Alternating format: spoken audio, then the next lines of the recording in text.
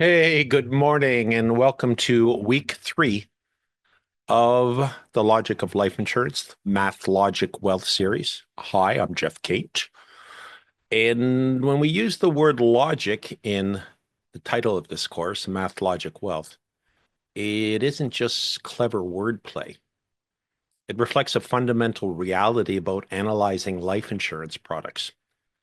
And I guess the question is, how do we address the complexity in a meaningful way so consumers can make an informed decision if they choose to allocate any amount of their wealth to what's a relatively complex product? Well, it's not just one decision, it's a series of complex decisions along what can be squinty-eyed type of picture of a future self. Here's what I think is special about combining the math with the logic.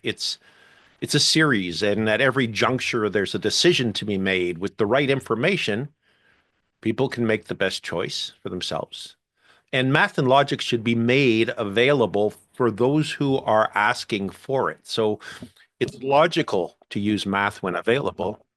And it's followed closely by probabilities, even if they're assumptions. And provided you make the assumptions variable by the user, the outcome almost by definition becomes optimal for them, for the customer, compliance approved. Still, even if we're going there shortly, there's today's reality. I think we're trying to invent the future. It's about spending money for them. For us, it's about making commissions. So they're not good bedfellows. The logical answer for this course is to address the complexity by breaking it down into 50 little bitty size pieces, 50 weekly classes. And the 50 classes are intended to represent the 50 most important questions, issues that everybody should have access to somewhere, somehow, that works on a standalone basis to address a specific issue that they want to know about. And then it gets better to address the complexity of product selection. Each one of the 50 classes provides the top 5 most important issues that I can think of that a consumer should know so they can make an informed decision about that weekly topic. So why 5? I think more than 5 is too much. It gets too complex to retain and find a place to put it in the consumer or the advisor's mind. And then we invite productive disagreement about the top 5 every week in this class. And I've selected so we can work together to make it better over time. Then there's all 50 classes are posted on YouTube so everyone has access. That's it. That's the logic of Math.Logic.Wealth. Math alone isn't enough when advisors don't have actuarial skills, when advisors aren't tax accountants or estate lawyers, when insurance companies don't fully disclose key information about product design and pricing assumptions. We need logical thinking to fill those critical gaps.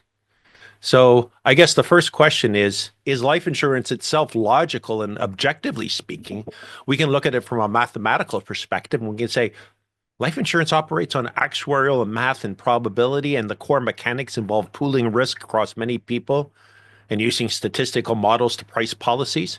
From this perspective, it's a mathematically sound system. The financial logic, the tax advantages and guaranteed returns of life insurance can make it a logical financial tool, particularly for, and here are my top 4, income protection for dependents, estate planning and wealth transfer, corporate tax planning, and my favorite, long-term care funding.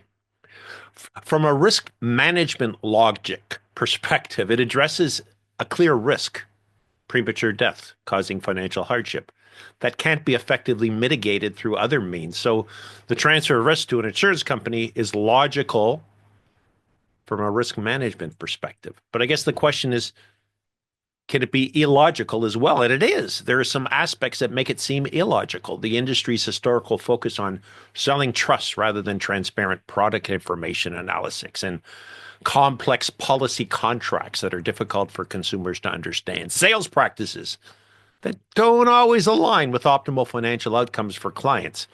And just the emotional nature of discussing death and mortality can cloud logical decision making.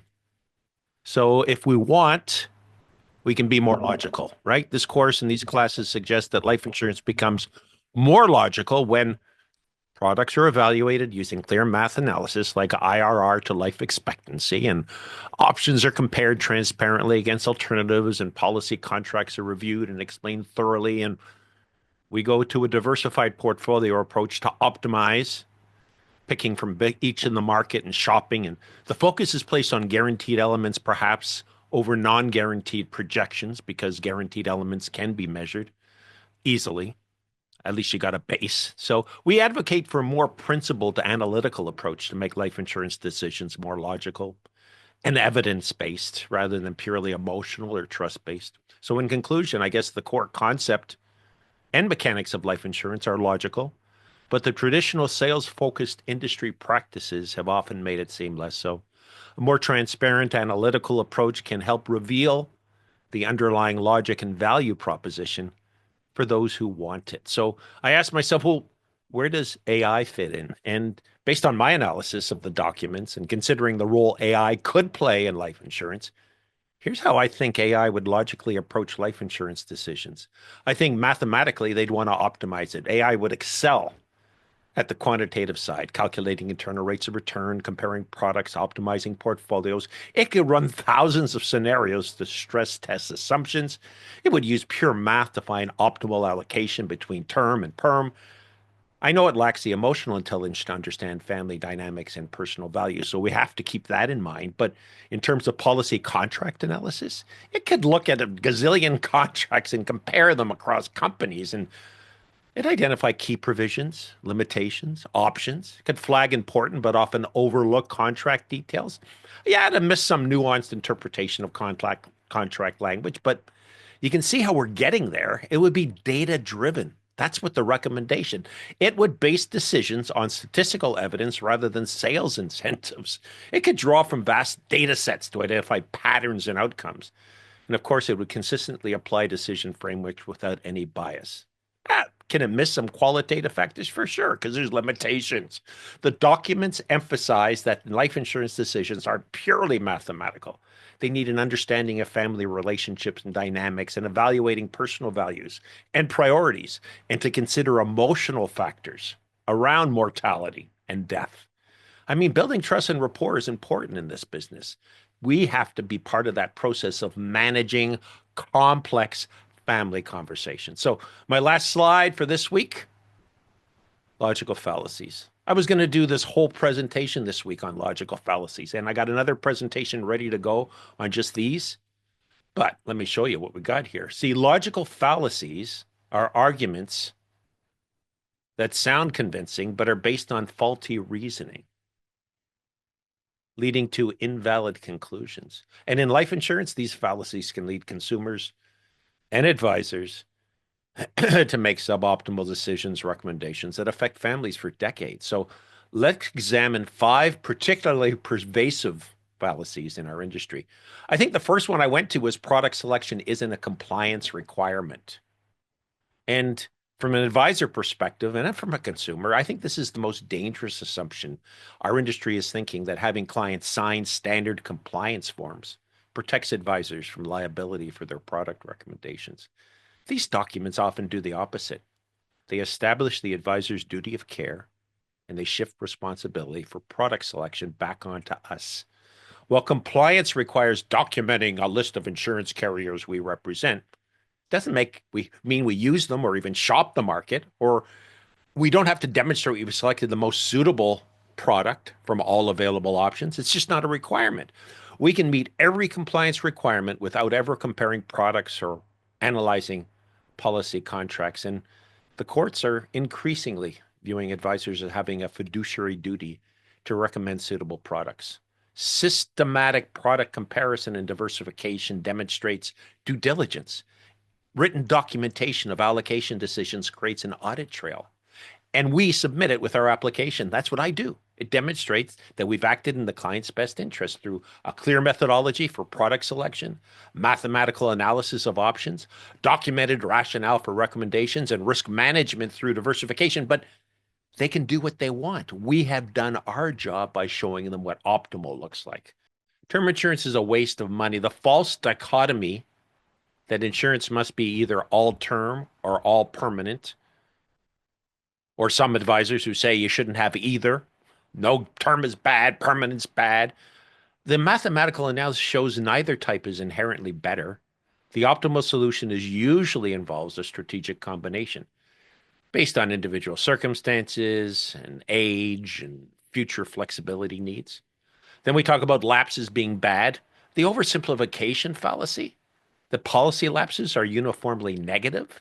In reality, lapses are a structural feature of insurance pricing that can benefit persistent policyholders, though they require careful product design and client education to manage effectively. And then we get to the financial planning software. And everyone's telling you, oh, you don't need it. The reductionist fallacy that treats life insurance as simply a gap to be filled or a place to park surplus funds. This approach fails to recognize life insurance as a unique financial instrument that requires thoughtful allocation decisions over time, not just a checkbox in a financial planning software. Insurance decisions involve complex trade-offs that can't be reduced to simple needs analysis or excess funds calculations. And then finally, you can trust the salesperson. The fallacy of assuming product recommendations are unbiased simply because they come from a trusted advisor. Everyone selling financial products has inherent biases, whether they work for banks, insurance company, or as independents. These biases also reflect what benefits the person providing the advice, from compensation structures to product availability to corporate relationships. Trust without transparency about these biases and without mathematical analysis to support recommendations can lead to suboptimal decisions. And understanding these fallacies helps all of us move beyond simplistic sales approaches toward a more rigorous, principle-based practice that truly serves consumers' interests. Thanks for coming every Thursday at noon